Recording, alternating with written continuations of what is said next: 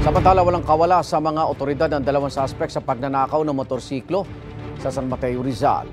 Tinanggi nila ang paratang. Laging una ka sa balita ni EJ Gomez, exclusive.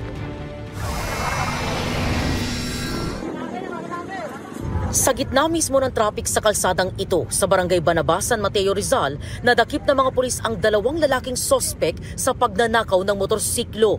Ayon sa pulisya, tanghali noong linggo nangyari ang pagnanakaw sa bayan ng Rodriguez. Isang complainant ang dumulog sa mga otoridad.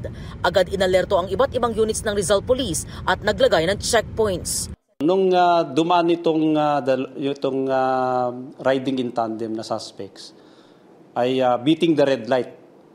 So, pinuntahan ng mga pulis doon dahil nung pagbit nila ng red light, natumba sila, biglang natumba. Then nung pinuntahan para tulungan ng pulis natin and ask something about them, it came out na ito yung description ng motor, ito yung natangay sa Rodriguez, Rizal.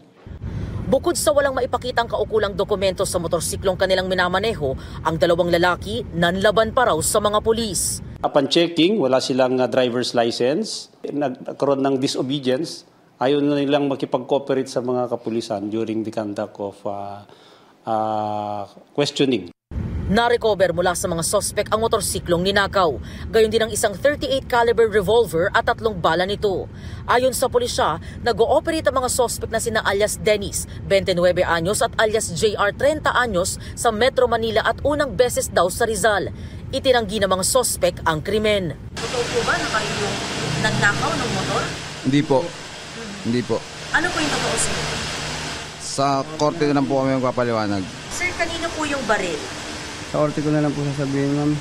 Sa custodial facility ng San Mateo Municipal Police Station, kasalukuyan nakadetain ng dalawang sospek. Maharap sila sa mga kasong paglabag sa anti-carnapping law, resistance and disobedience against persons in authority, at illegal possession of firearms and ammunition. Ito ang unang balita. EJ Gomez para sa GMA Integrated News.